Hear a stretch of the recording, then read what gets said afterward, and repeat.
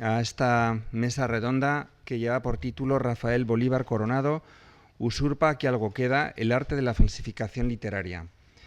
Quiero saludar a nuestros ponentes esta tarde, al escritor peruano Jorge Eduardo Benavides, a la escritora española Esther Bendahem y al escritor venezolano Juan Carlos Chirinos. Muchas gracias por haber aceptado la invitación para venir hoy aquí a la Casa de América para hablar sobre este personaje fascinante, Rafael Bolívar Coronado.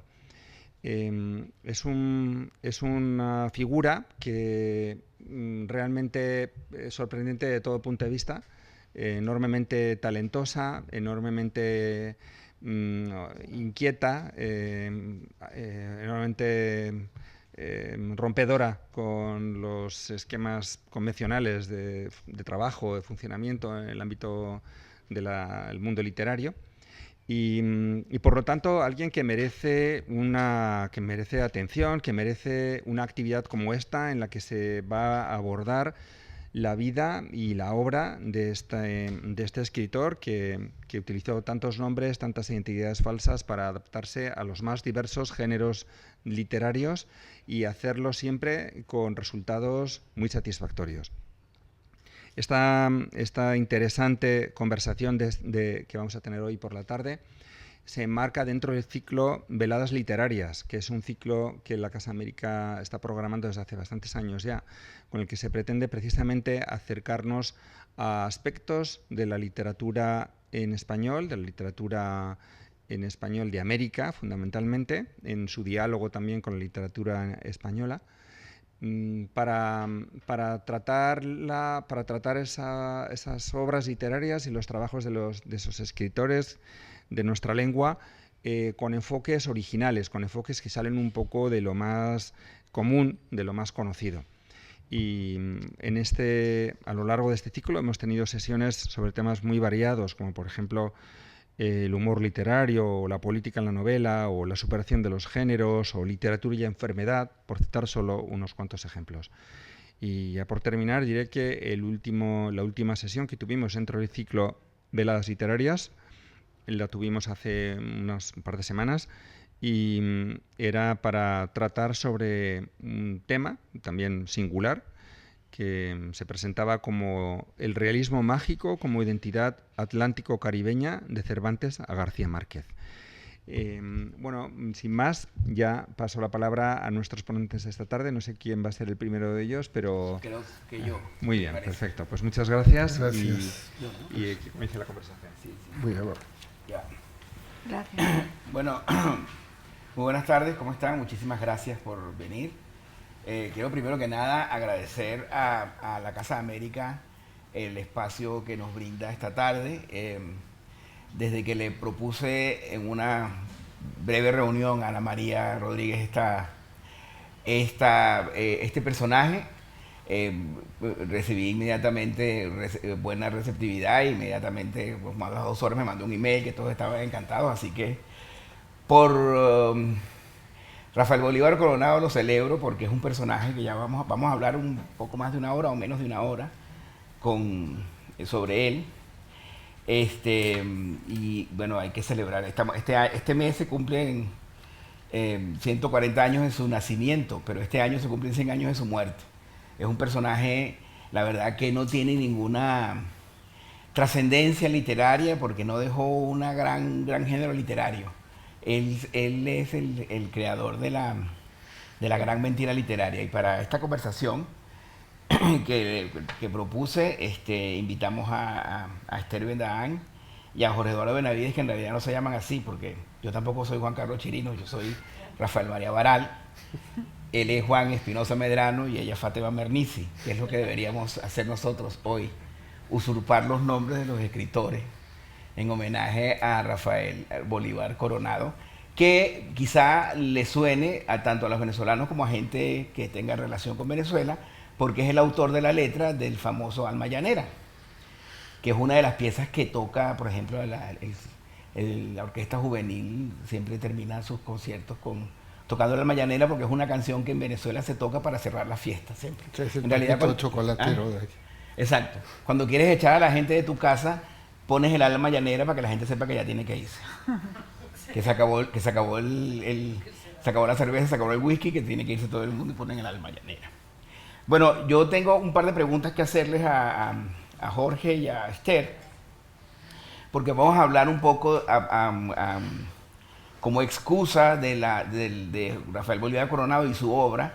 Un poco vamos a hablar de la usurpación literaria, del plagio y de todo lo que significa en literatura. Y yo había apuntado una preguntita para comenzar a conversar, que me parece interesante. ¿Se puede considerar que la originalidad existe en literatura? No sé quién quiere comenzar a hablar. Bueno, primero buenas tardes, muchísimas gracias Ana María, muchísimas gracias a la Casa de América y encantada de estar con Jorge y bueno, quien seas, y con Juan Carlos. Yo he conocido, Rafael. He conocido al personaje Rafael gracias a Juan Carlos, así que no soy una gran experta en Rafael, pero como él a su vez usurpaba nombres, yo también ahora usurpo conocimientos, ¿no? Y me acerco a él desde el lado del descubrimiento, porque a mí me lo descubre Juan Carlos hace tiempo y sobre todo me cuenta que tiene una novela inédita. Entonces me parecía que si Juan Carlos había dedicado una novela a un personaje, este personaje merecía la pena conocerle. Y entonces a partir de allí empecé a indagar. Me pregunta sobre la originalidad. Es que ahí, precisamente, pensar en este personaje lo que me ha hecho es cuestionarme muchas cosas que tienen que ver con nuestro tiempo y con el pasado. He ido haciendo una línea, viendo elementos que tienen que ver con la obra, con el autor y con el desarrollo de la obra. Pero eso me gustaría ya ir viéndolo para después, porque hay obras, por ejemplo, que son obras que han causado un dolor, fraudes de muchos tipos, pero sin embargo la obra de Rafael lo que hace es salvar al autor. Entonces, el por qué el Rafael ha hecho lo que ha hecho, que es casi 600 nombres falsos de obras que él ha ido inventando, según Juan Carlos es por pereza. Yo creo que para escribir, ya solo para inventarte 600 nombres no puede ser muy perezoso. Entonces, creo que hay algo mucho más. Y tiene que ver también con la tragedia y con la vulnerabilidad del autor. Entonces, creo que más importante que saber si hay originalidad o no de la obra, me interesa la idea del autor, que es el autor y cómo se concibe el autor, ¿no? ¿Qué hace que sea un autor? ¿Es la obra original la que le hace al autor? Entonces creo que ahí lo importante es saber qué le ocasiona a él, cuál es el motivo de tener que estar inventándose nombres. Y uno de los motivos es que quiere sobrevivir y es el poder. Viene de Venezuela, dicen unos que escapando del dictador, otros por muchos motivos se tiene que inventar y reinventarse. No le quieren publicar a él porque lo primero que hace es intentar escribir. Claro, no es nadie, ¿no? Y le consideran que no es nadie, pero a los que él inventa tampoco son nadie, pero creen que son alguien. Entonces hay allí un juego de símbolos que hace que al final el autor, por necesidad, se tenga que inventar. En este sentido, George Eliot, por necesidad de ser hombre, inventa un personaje porque no tiene que ocultarse como mujer, y lo hemos visto a lo largo de la historia, pero luego me gustaría entrar más en esos personajes que han tenido que ocultarse. Pero sobre la pregunta, porque dicen que en una mesa redonda nunca se cuenta lo que preguntan, sí, creo que sí hay obras originales que han marcado y que sirven luego de inspiración, y a lo largo de la historia sí hay muchas obras originales que son llaves para comprender un determinado tiempo y que son además el impulso para dar salto al otro. Bueno, para poner un poco en contexto, voy a decir dos cosas. Rafael Bolívar Coronado era un periodista en Caracas, trabajaba como periodista hasta que escribió esta zarzuela, Alma Llanera. La musicalizó Pedro Elías Gutiérrez y fue una zarzuela muy exitosa en 1914. Eso lo hizo muy famoso y el gobierno de Venezuela lo becó para que viniera a España a estudiar y a convertirse en un gran artista del régimen. Pero él llegó aquí a Madrid y conoció a Rufino Blanco Fombona. Y Rufino Blanco Fombona, que era absolutamente contrario a la dictadura de Juan Vicente Gómez, le dio trabajo y fue el que le encargó que fuera a la Biblioteca Nacional a buscar manuscritos de la colonia y de la conquista para transcribirlos y copiarlos y publicarlos. Y él, en vez de ir a la biblioteca a copiar los manuscritos, como era tan perezoso, se quedó en su casa y los escribió él mismo.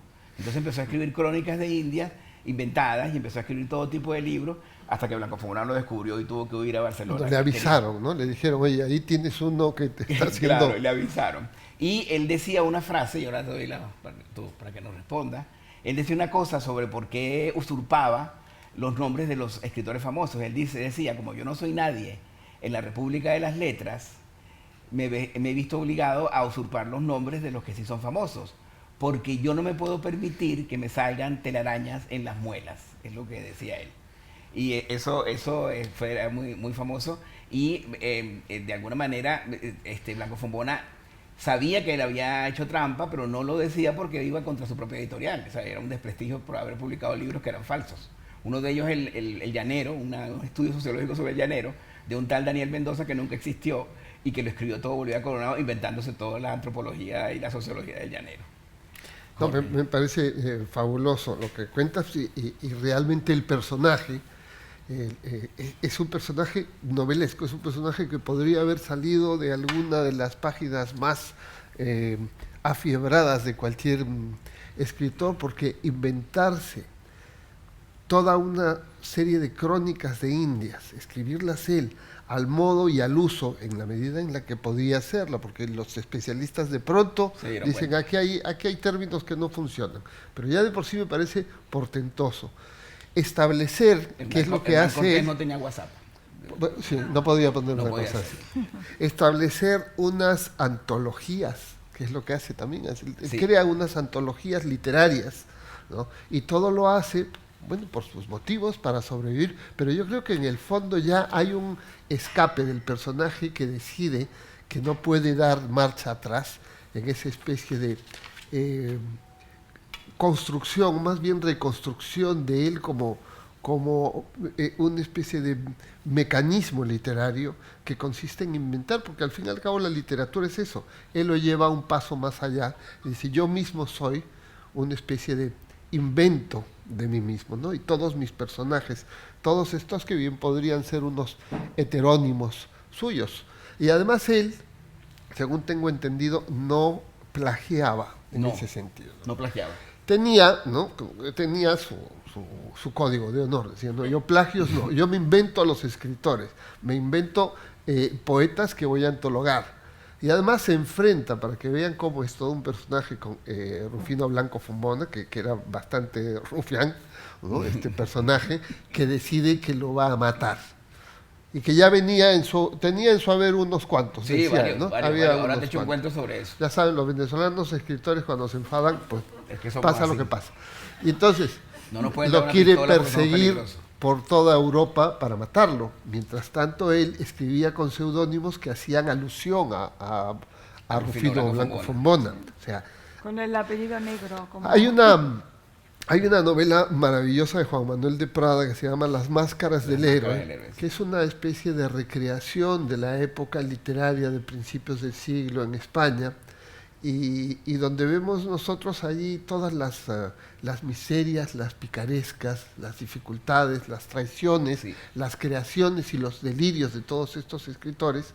Yo creo que Juan Manuel de Prada lo cuenta maravillosamente, porque uno lo lee como una novela, pero va asistiendo a la recreación de un momento particularmente interesante y difícil de la literatura española, y donde estaban, como también ha señalado nuestro amigo Fernando Iwasaki, los escritores latinoamericanos, los escritores hispanoamericanos, habían llegado en ese momento, porque esta migración reciente, que algunos creen que es como fundacional de la literatura hispanoamericana aquí, no es así. Ocurría en ese entonces. Ahí estaban escritores chilenos, uno maravilloso que era el tío de Jorge Edwards, que era Joaquín Edwards Bello, Dalmar, había escritores peruanos, ecuatorianos, venezolanos, colombianos, que estaban aquí.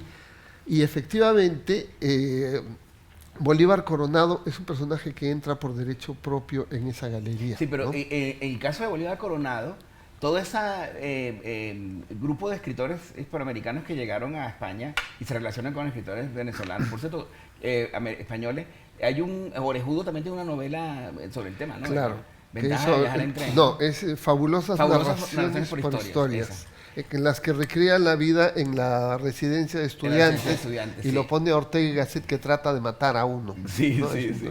Bueno, el problema es que cuando Rafael Bolívar Coronado llega a Madrid, no puede formar parte de ese grupo de escritores, porque no es escritor. Es decir, no lo consideran escritor. Y es como una especie de empleado de Blanco Fombona, y luego después como secretario de Villa Espesa, de Francisco Villa Espesa. Y no termina... Miren, la mala suerte de Bolívar Coronado como autor reconocido llega hasta el siglo XXI, porque hace unos años mi querido amigo Pepe Esteban hizo un diccionario de la bohemia extraordinario, que les recomiendo. Cuando estaba haciendo el diccionario y lo iba a publicar, le dije, Pepe, tienes que meter venezolanos, porque no hay venezolanos allí. Y le dije, tienes que meter a Blanco Fombona y a Bolívar Coronado. Y él me dijo, bueno, si me haces las fichas, yo los meto. Y chévere, yo hice las fichas, hice la de Blanco Fombona, hice la de Bolívar Coronado. Y cuando el libro salió, no salió Bolívar Coronado, porque Pepe me dice que no les pareció que era a los editores que era un bohemio y que era alguien conocido. Es decir, es tan poquita cosa que ni siquiera lo consideran un bohemio. Es decir, para ser bohemio hay que tener, es como cuando quieres ser vegano y no tienes dinero para ser vegano porque es demasiado caro. Es decir, era demasiado caro para Bolívar Coronado ser bohemio. Pero sin embargo, es quizá el más novelesco de todos, ¿no? Claro. Tiene una cosa como de Alejandro Sagua, ¿no? Sí. O sea, se parece a Alejandro Sagua en ese sentido. Claro. Bueno, pero no contestaste, como dice No, lo de la originalidad. Hombre, porque era fascinante plantear primero quién es este personaje. ¿Quién es Bolívar Coronado? ¿No? Y entonces eso nos hace poner en tela de juicio lo que nosotros consideramos originalidad. Yo no dudo de que exista la originalidad, pero creo que el sustento de lo que consideramos originalidad es algo muy endeble y es muy susceptible a revisarse una y otra vez, porque al fin y al cabo todos, hablando concretamente de la literatura, ¿no? Y es aplicable a otros casos, somos herederos de una tradición que al mismo tiempo intentamos romper cada vez que escribimos. Sí. A mí hay escritores que alguna vez me dicen, este crítico dice que en mi novela se nota mucho la influencia, qué sé yo, de Faulkner. Y dicen, yo ni siquiera he leído a Faulkner, o sea que está diciendo una tontería. Dices, no, tú no lo habrás leído a Faulkner, pero tú has leído a alguien que sí lo ha leído. Y eso de alguna forma es una polinización de las lecturas que hemos hecho todos. Qué bueno es. Entonces uno no sale indemne de eso. Tú puedes no haber leído directamente, pero eres parte de una tradición porque has leído a quienes sí lo leyeron. Y eso hace que nosotros pongamos los límites de lo que es original, ¿no? Que tiene que ver además con, a veces y a menudo lo confundimos con cierto prestigio. Lo original como prestigioso, Claro. como el prestigio que nos puede dar. Y la búsqueda del prestigio en lugar de la originalidad muchas veces da lugar a esto, a los plagios, a los falseamientos, ¿no? Sí. Ya Humberto Eco cuenta una cosa parecida, digamos, de cómo podemos adulterar la realidad mintiendo sobre ella y escribiendo sobre ella en El péndulo de Foucault, que es una novela maravillosa sobre unos personajes que descubren supuestamente un documento que da sentido a la historia de los templarios. Pero en realidad se lo inventan. Lo que pasa es que unos que siguen a los templarios dicen eso no es inventado y los empiezan a perseguir y ya no tienen cómo decir no, esto lo hemos inventado. Es decir, toda la historia está llena de ese tipo de situaciones, de personajes y de escritores que nos ponen un poco en duda lo que consideramos lo que es original, ¿no? ¿Y en qué se sustenta eso? Que en última instancia, bueno, sí, tiene que haber algo original, ¿no? Pues alguien tuvo que haberlo hecho. Estamos en el centenario de Kafka, por lo menos recordemos en la Metamorfosis. No digo que no haya recibido algunas influencias, pero sí que es verdad que yo sí creo que hay obras que marcan periodos de tiempo que rompen, ¿no? Esquemas concretos. Que lo llamemos original o no, es una cuestión semántica, pero que es verdad que hay obras que realmente pueden tener un impulso nuevo en generar espacio, igual que en la ciencia. O sea, en la ciencia, también la ciencia forma parte de un conjunto de saberes, pero siempre hay algo que de repente da un giro a todo lo que hasta entonces por eso se conocía. Es lo que entendemos como original, o sea, que Sí. a veces no nos cuestionamos que el término original, pues a veces parece remitirnos a algo que brota como un primer motor. Claro, ¿no? viene de origen, y entonces puede ser porque da origen luego a determinadas Y en eso, cosas, evidentemente, hay escritores absolutamente originales en la medida en que la manera particular en que ellos han recibido, captado, procesado todo el material que los ha constituido como escritores o como creadores, da algo completamente novedoso, ¿no? Y eso, por ejemplo, es Kafka, y esos son algunos escritores, que en algunos casos incluso no es solo el escritor, sino la particular manera de ver. Pienso en esta novela de Antonio Tabucchi, que se llama Sostiene Pereira, Sí.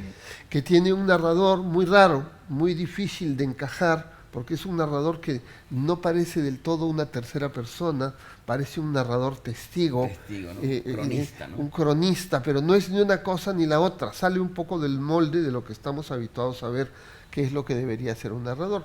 No es, por supuesto, el primero que lo hace, pero quizás es el primero que lo hizo de una manera determinada, y ese es, a mi modo de ver, lo que consideramos original, ¿no? Bolívar Coronado fue original, creo yo, como propio personaje construido por él. Y el ¿no? conjunto de su obra, de su obra usurpada, es lo que constituye la gran originalidad. Tú mismo lo has dicho y lo decía también Ibsen Martínez, que él no plagió. O sea, que... No plagió nunca. Entonces, por eso digo que no tiene que Lo ver que sí con... hacía Esther era que él publicaba, por ejemplo, una antología de poesía hispanoamericana que está, por cierto, en la Biblioteca Nacional. Hay varios libros de Bolívar Coronado que no dice Bolívar Coronado, sino otro nombre. Si todavía en la Biblioteca Nacional hay libros que él, tipo Borges, coló a la biblioteca, y las crónicas estas de Indias, de Achaguas y tal, siguen siendo de autores que no existen. Bueno, pero lo que quería decir era que él no plagió, pero él hizo una antología de poesía afroamericana, por ejemplo, y metió a Rubén Darío, y entonces, para que la gente se tragara la mentira, ponía la sonatina primero. Entonces uno lee la sonatina, pero los poemas que siguen son de él. Son de Bolívar Coronado, o sea, copiando a Darío. Y claro, la gente cae en la trampa porque lee la sonatina, es típico Darío, y el resto de poemas que están ahí son escritos por Bolívar Coronado, y otros poetas que no existen, él inventó los nombres y los puso les dio existencia con su propia voz. O sea, eran sus heterónimos usurpados. De todas maneras, iba a decir que otra vez, como siempre, el gran padre de los usurpadores en español vuelve a ser Cervantes, desde luego, porque Cervantes se inventó su propio autor que usurpar, que es Cide Hamete Benengeli, y él usurpa la voz de Cide Hamete Benengeli porque lo que está escribiendo es una traducción del Quijote, que está en árabe. Y es lo fundacional de esta fundacional. Mentira sobre una mentira que se va respondiendo y que se va envolviendo y que va haciendo que cada vez resulte más difícil espigar cuando leemos algo acerca de lo que es realidad y de aquello que no lo es, ¿no? Pero al fin y al cabo de eso se trata en la ficción. Y a veces la ficción, como en ese cuento de Borges, en Tlön Uqbar Terqui, ¿no? Los objetos de esa otra realidad caen en la tierra, digamos, ceden, en la tierra cede y aparecen objetos de esa otra realidad, ¿no? Y yo creo que la literatura, en ese sentido, lo que hace de alguna forma es contaminar nuestra realidad a tal punto que nosotros deberíamos desconfiar seriamente de todas las cosas que vamos leyendo y hacerlo con el alivio de saber, por lo menos en ese caso, que son ficciones, que son invenciones y que deberíamos tomarlas como tal, ¿no? Es que ahí, volviendo a que tú citabas a Humberto Eco, él decía que estamos rodeados de falsificaciones.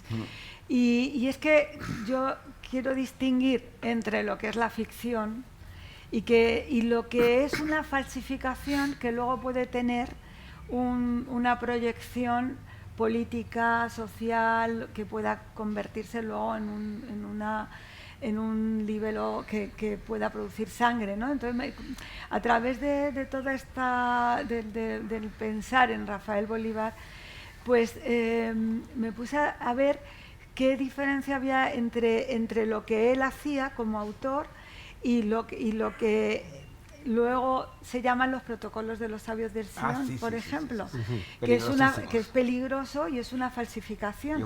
Y entonces hay una diferencia enorme entre la voluntad de Rafael, que es una voluntad lúdica, ¿no? lúdica y que además de supervivencia, porque es una voluntad de supervivencia, claro. Que luego me gustaría hacerte a ti también algunas preguntas sobre el personaje, que hay cosas que no entiendo. Y los protocolos de los sabios de Sion, que yo no sé si saben muy bien, pero que es un documento que se escribe en 1864, lo escribe un personaje que se llama Julie y que es un libro que lo que es escritos entre Montesquieu y otro personaje y que habla en Francia y de los rusos y de un complot ruso que pueda haber, que luego a través de unos personajes del zar lo convierten en otra cosa utilizando exactamente los mismos diálogos, eran 24 y creo que sacan de ahí 22 y lo convierten en otra cosa. Entonces, he leído una cronología acerca de este libro. Por ejemplo, en 1921 en el New York Times sale una investigación en la que dicen que son realmente falsos y sin embargo siguen. O sea, en el 21 o sea, que es un bulo, es un primer libro, fake news. Claro, es un fake news que en el 21 ya lo descubren, te dicen y te sale la cronología, y esto está basado en un libro que habla de los rusos, no habla de los judíos, y sale, pero sigue publicándose hasta hoy, porque me metí en internet para ver cuándo había salido esto del 22, la fecha exacta, y veo que todavía lo están vendiendo como libro de autor, tal. Entonces, claro, eso, aparte de ser peligrosísimo, y debería de ser un delito. Sí, entonces, es como una ramilleta, un universo de varios tipos de manifestaciones. Están las fake news, están los bulos, están los plagios, están las usurpaciones y también están las usurpaciones por casualidad y sin querer. Hace muchos años, aquí en España, aquí en Madrid, se publicó una novela que se llamaba El enigma de los papas y el autor era Claude Monet, que es un escritor suizo.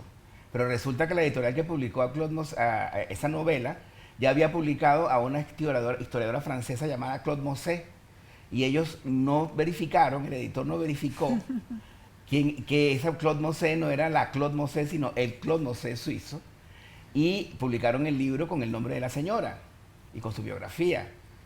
A las 2 semanas, la señora llama por teléfono a la editorial y dice: perdonen, pero muchas gracias por el libro, pero es que yo no escribí ese libro. Es decir, yo soy historiadora ella es especialista en Alejandro Magno y en la Grecia, y esto es sobre la Edad Media. Y ella dijo: yo no escribí ese libro, y es que, claro, se llaman igual, tienen el mismo nombre, se llama Claude Monet, el hombre, y Claude Monet, la señora.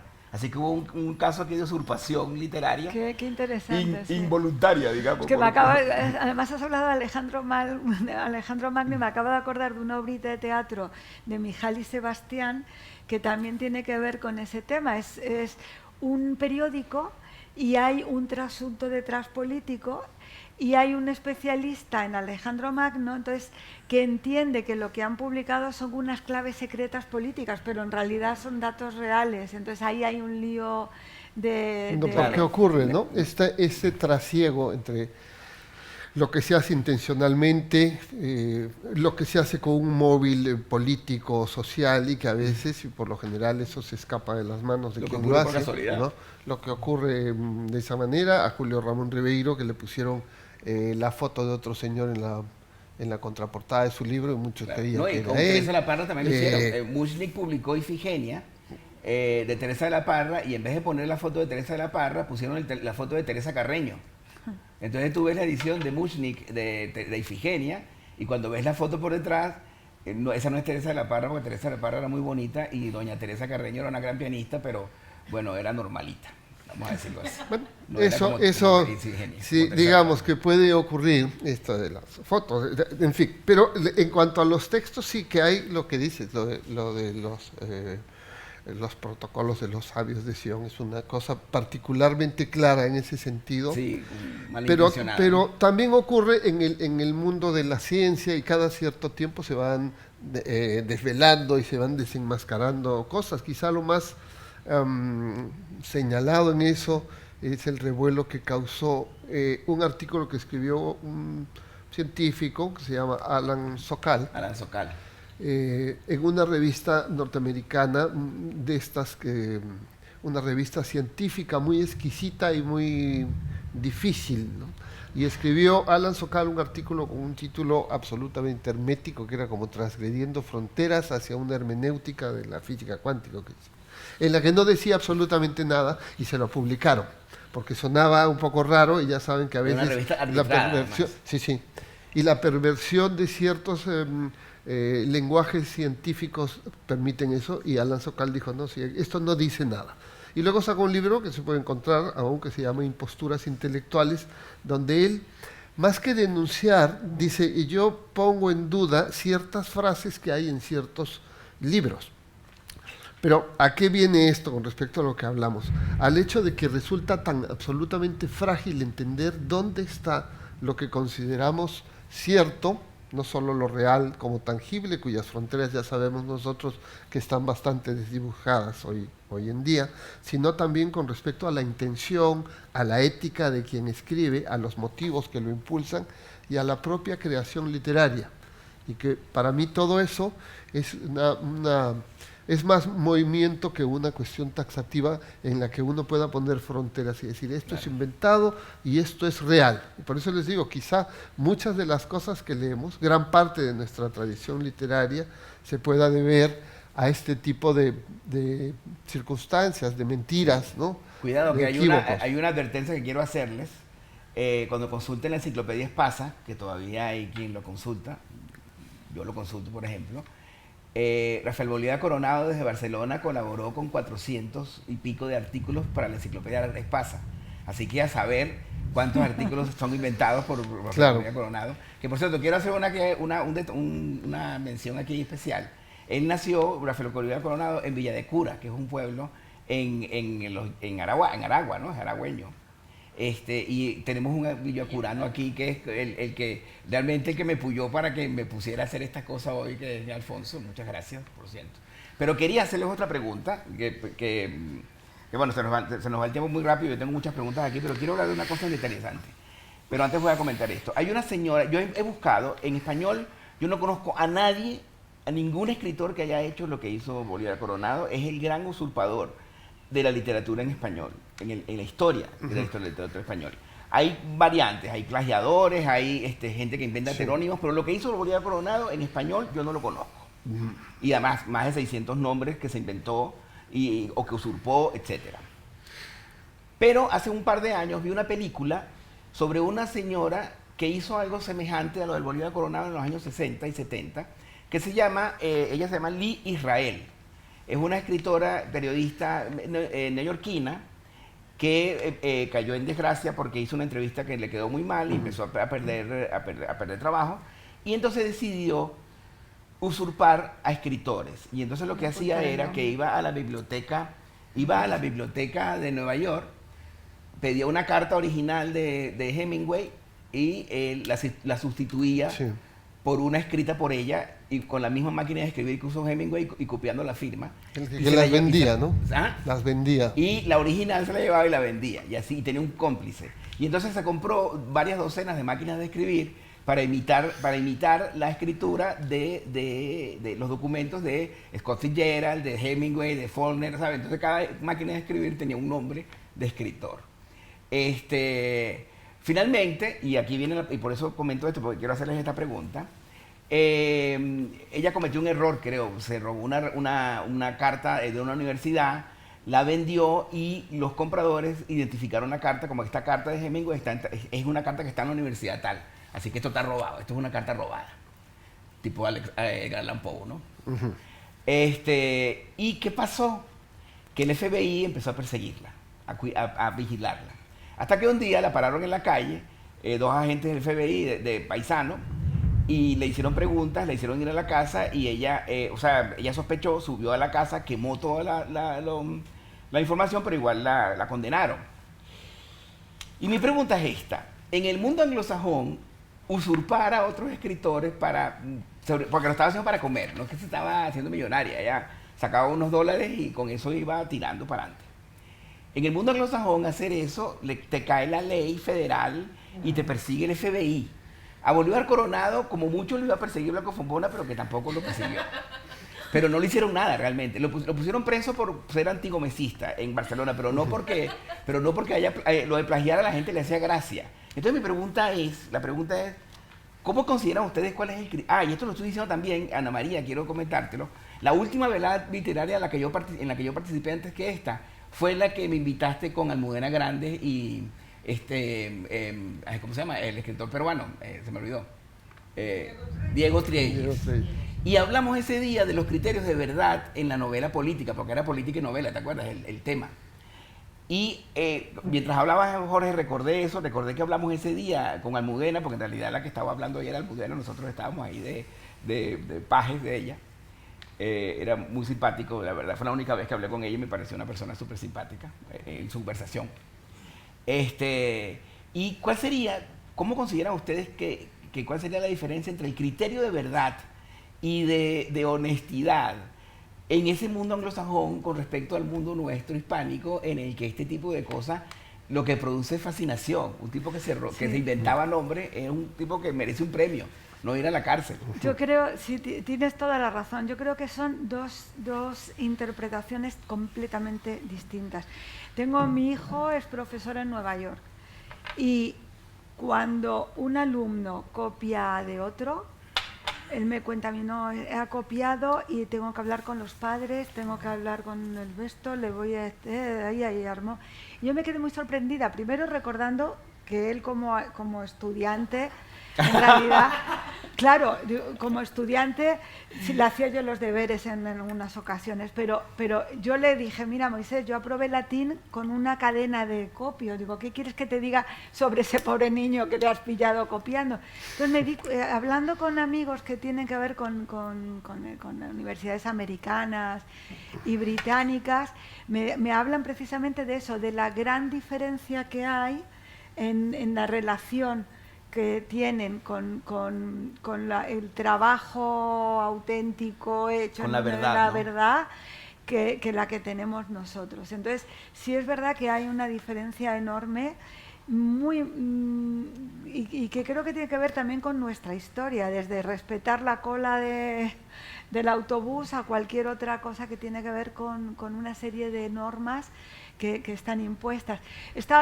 Precisamente gracias a Rafael he estado viendo cuál es la relación de esa verdad en la literatura. Entonces Julio Caro Baroja, por ejemplo, tiene un libro donde apunta y hace un análisis de todas estas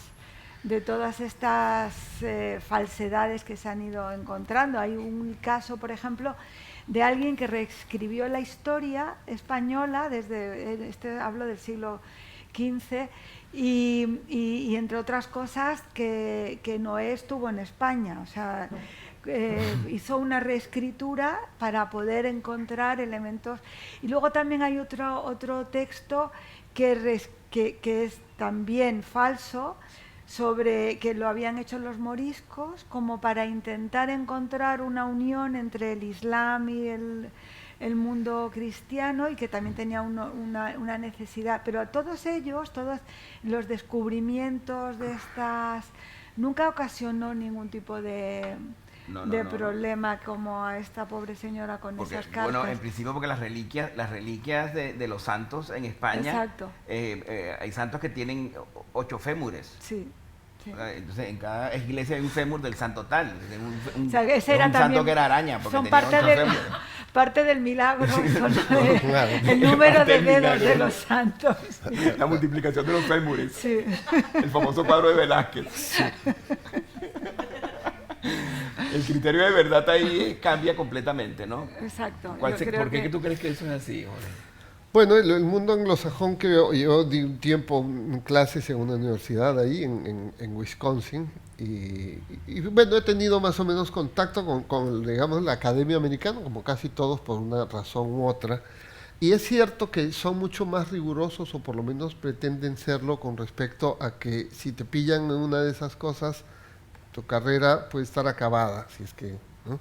Pero por otro lado, también creo que son mucho más proclives a esto justo que les decía que ocurre con Alan Sokal en las ciencias sociales, que hay una especie de bluff, que es una forma de coger textos de aquí y de allá y hacerlo tan absolutamente críptico que no dice nada. Yo lo he visto en muchísimos textos.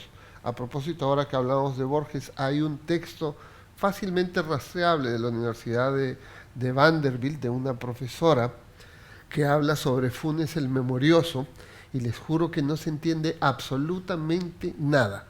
Y que cualquier profesor medianamente serio diría, esto es un bluff, o sea, aquí me estás diciendo cosas que no tienen nada que ver con lo que me cuentas. Entonces, se construye mucho, quiero decir, que a grandes rasgos me parece que en el mundo académico nuestro somos muchísimo más reacios a admitir la argumentación aparatosa y endeble, y los norteamericanos no. Estoy hablando en líneas muy, muy generales. Claro. Mientras que son muchísimo más severos para cuando se descubre una situación de estas, ¿no? Que lo que podemos ser aquí. Y no sé, yo creo que es una cuestión también en el fondo cultural, ¿no? Nuestro carácter fundacional en el propio Cervantes, que como bien observaba, se crea su propio falsificador, por decirlo así. ¿Te acuerdas que en el prólogo él dice, como no tengo a nadie que citarme, me voy a inventar exactamente. Y a partir de ahí, bueno, y lo que comentabas tú del libro de Julio Caro Baroja, creo que son falsificaciones de la historia, ¿no? Que es un libro del año 90, 91 me parece.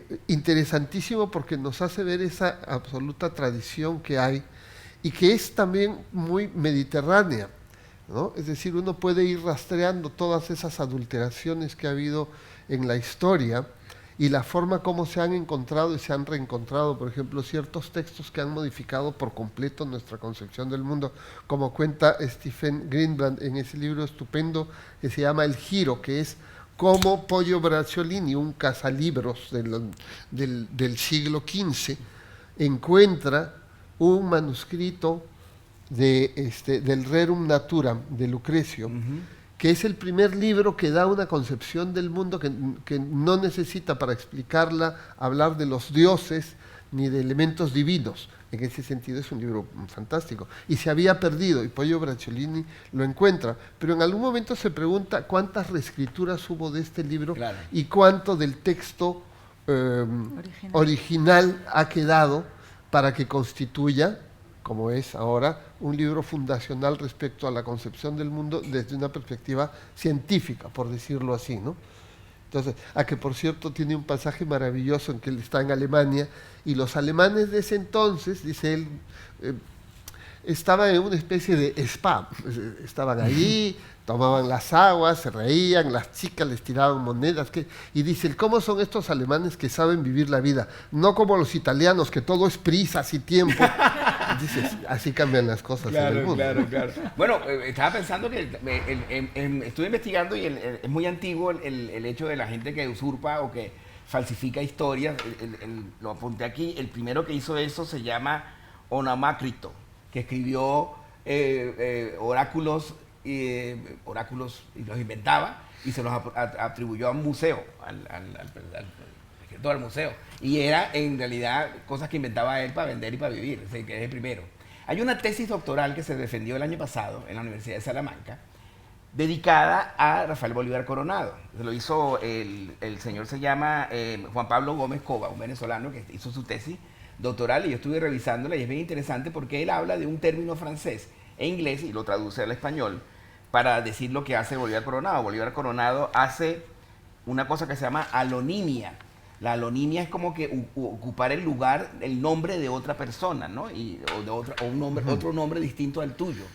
Y él realmente no es plagio, no es usurpación. Bueno, en español podría traducirse por usurpación, pero alonimia me parece un buen término en español traducido del francés y del inglés, porque son términos griegos realmente, ¿no? Alos y onomos.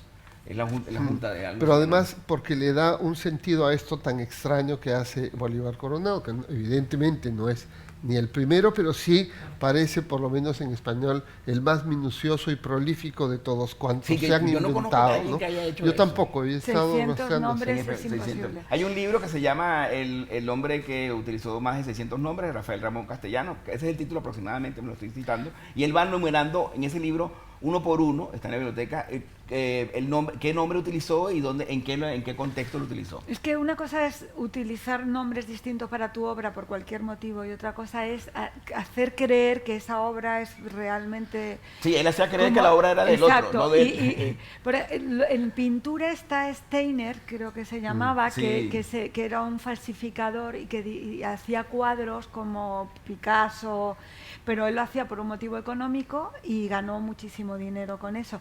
De hecho, hasta parece ser que Picasso, cuando vio uno de los dibujos de él... ¿Pensó que era de él? No, decidió que era suyo y se lo firmó. Ah, qué bueno, qué bueno. Porque dijo, sí, es de mi época y corresponde a lo que yo hacía y se lo firmó. Fíjate que eso me recuerda a un libro extraordinario del filósofo alemán-coreano Byung-Chul Han, que se llama Shansai, el arte de la falsificación en China. Y resulta que el concepto de falsificación en China no existe realmente. Tú puedes coger una obra y modificarla. Y hay obras que tienen siglos y siglos siendo modificadas, y cada vez que la modifican es una obra nueva. Sí, yo creo que además es un arte oriental. Acabo de ver una exposición sobre precisamente un paisaje que a lo largo del tiempo se fue... Lo han ido modificando, ¿no? Sí, el mismo, o sea, digamos porque es como, digamos, que será una tradición... Sí, digamos que el modelo que sigue es un modelo como muy oral, porque el romancero en español es un modelo de no falsificaciones, sino de transformaciones continuas del mismo tema. En Venezuela uno puede encontrar vestigios del romance y de las perduraciones hispánicas, que llaman eso, en ese caso. Hay unas piedrecillas en los ríos de los llanos, que son ríos muy planitos, o sea, no son como torrenteras como en los Andes, sino son como más horizontales. Entonces, como el agua pasa todo el tiempo, pulen las piedras, ciertas piedras, y hay piedras que quedan azules. Y entonces esas piedritas azules, los campesinos las llaman bosta, que es mierda, bosta de olicorno, se llama.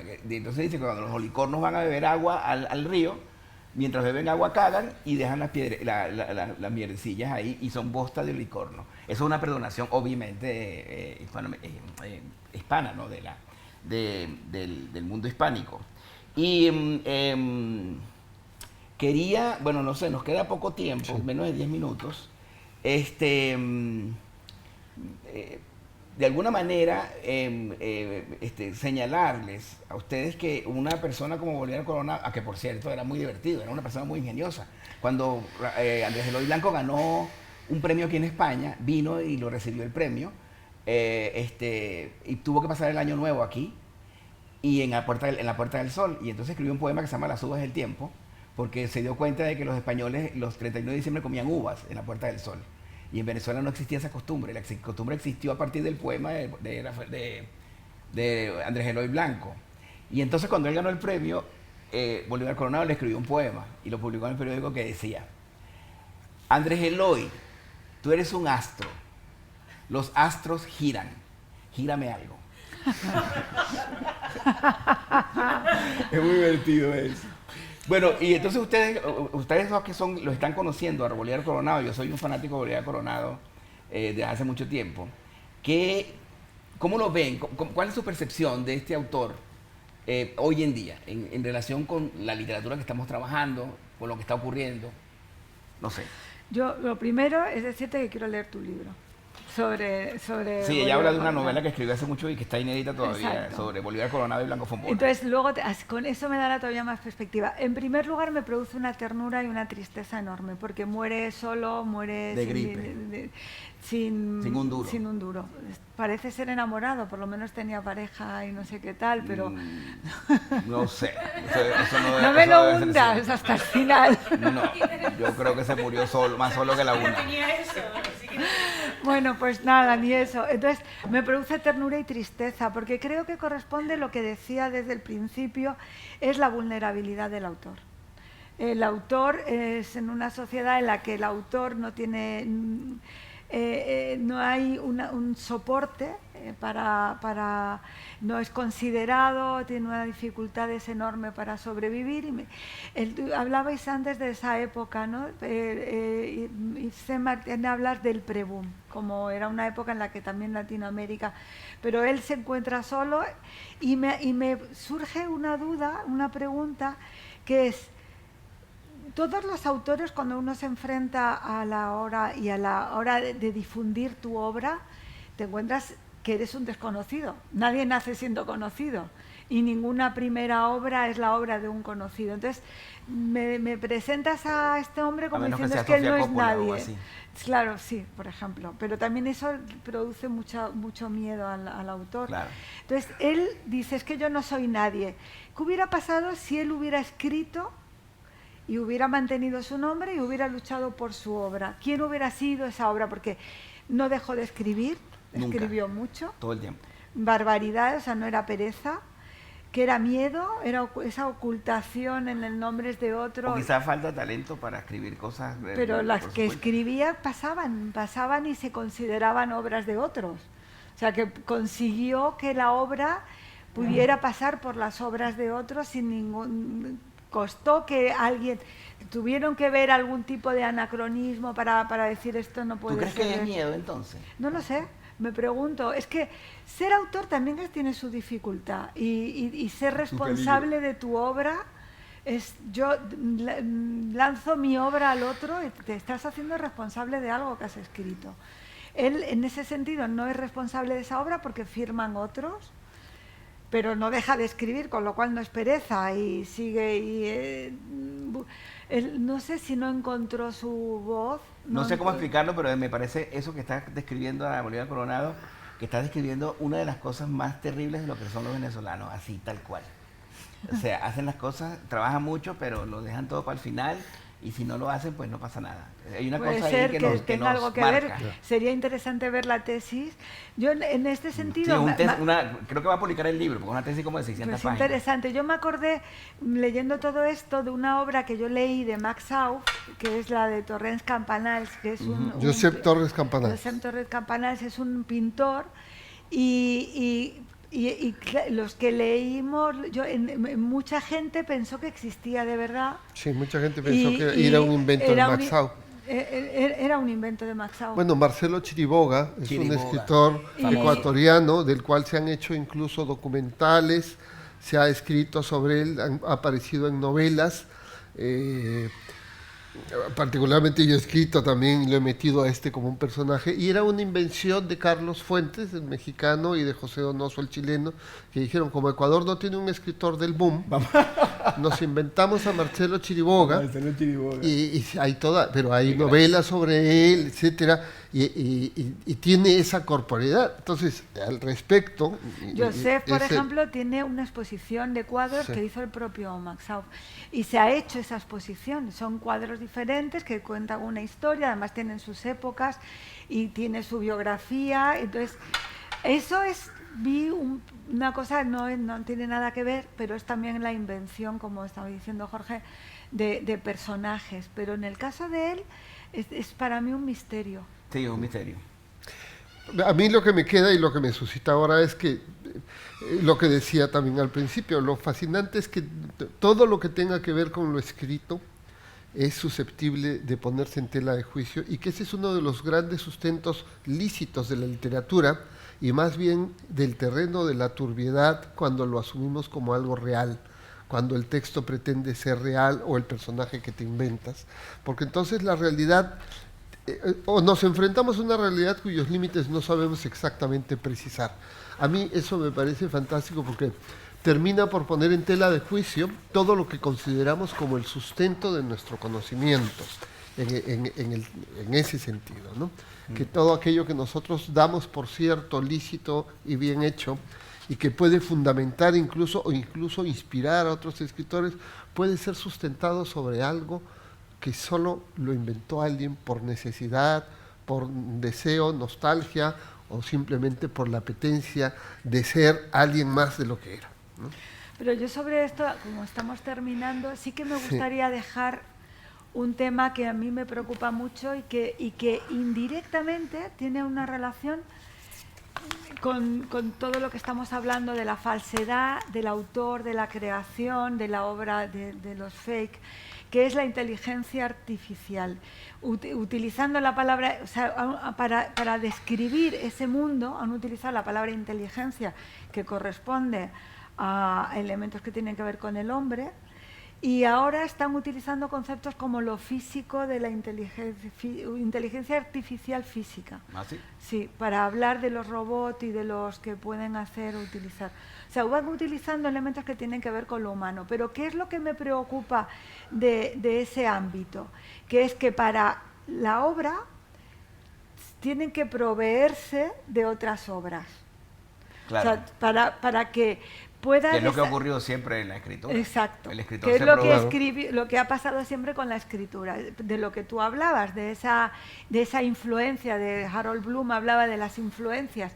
Pero es que es distinto. ¿Por qué? Porque la influencia de nosotros como autores, de otros autores, va a generar una obra humana con ciertos elementos que tienen que ver con la originalidad. Creo que en ese caso y con la creación. lo que nos va a salvar a nosotros de la inteligencia artificial son dos elementos que son esencialmente humanos: el error y el olvido. O sea, la inteligencia artificial ni puede olvidar ni se puede equivocar. Entonces es algo que solamente lo pueden hacer los seres humanos, a menos que inventen una máquina que lo haga. El olvido, claro. Porque uno trata de imitar a alguien. Yo trato todas las noches de imitar a Esther y a Jorge para escribir, pero se me olvida cómo escriben, entonces me invento las cosas, y eso no lo puede hacer la inteligencia artificial. Bueno, porque las máquinas funcionan con sí y con no. Con sí y con no. Y nosotros funcionamos con casi. Por eso, bueno, como yo soy venezolano, yo funciono con ya voy. ¿Ya ves? Y eso no lo puede hacer la inteligencia artificial. Ya voy un momentico.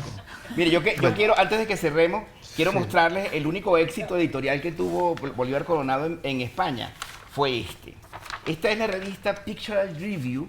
Su versión en español es del año 1916, marzo del 1916. Y parte de la revista estuvo dedicada, con dinero del gobierno venezolano, estuvo dedicada a Venezuela. Y el reportaje, o sea, el dossier de Venezuela, que por supuesto lo que hace es hablar bien de Juan Vicente Gómez, abre con la partitura del Alma Llanera. Bueno. Aquí creo que es la única, de las poquísimas veces en que apareció...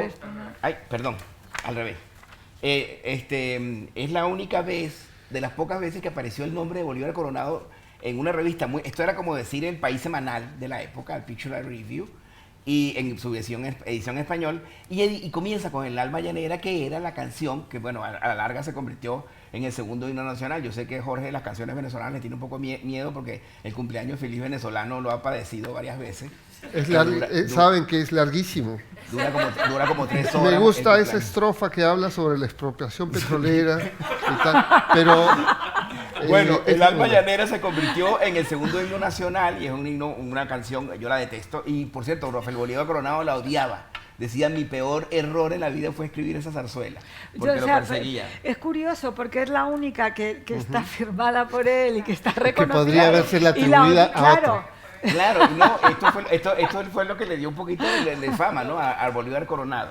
Yo quiero primero que nada agradecer a la Casa de América por habernos abierto este espacio para hacerle este pequeño homenaje, que ya ven que este año se cumplen 100 años de la publicación de Ifigenia de Teresa de la Parra, y bueno, pudimos hacer un medio homenaje en la Biblioteca Nacional, pero se están haciendo muchas cosas sobre ella, porque Teresa de la Parra sí era una escritora muy reconocida. Bueno, tenía mucho dinero para eso, y podía ser vegana, si le daban la gana. No, mentira, Teresa de la Parra es maravillosa, es una gran autora, yo la adoro. Y claro, se cumplen 100 años de la muerte del pobre Bolívar Coronado, que murió de gripe, literalmente, porque no tenía ni para comprarse un limón, así que se murió de gripe. Y yo quería abrir este espacio, y por supuesto le agradezco a Jorge Eduardo Benavides y a Esther Bendán, que se llaman hoy así, pero en realidad son Juan Espinosa Medrano y Fátima Bernici, que hayan aceptado entrar en esta locura que significa Rafael Bolívar Coronado, y que bueno, que me apoyen en estas cosas.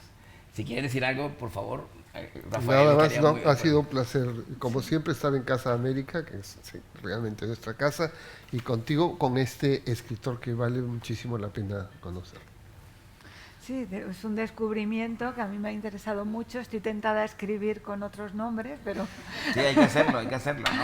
Pero sí, pero sí que terminar con eso, que creo que me preocupa todo lo que está pasando en el mundo digital, y creo que tranquila, esto que no va a pasar nada. Y tienes permiso para poner mi nombre en tus novelas si quieres. No pasa nada, compartimos los derechos. ¿Cuál de ellos? Si te comprometes a meterme a mí en la tuya, yo sí, claro, por supuesto. Empezamos a hacer estos juegos y que nadie se... Bueno, yo lo hice un poquito en el papel literario hace unos años. Empecé a publicar en Twitter, frases de Simón Bolívar y ponía nombres de otra gente. Ponía una frase de Simón Bolívar y ponía abajo David Foster Wallace. Y salían 100 me gustas y la gente comentaba, sí, es lo típico que dice David Foster Wallace.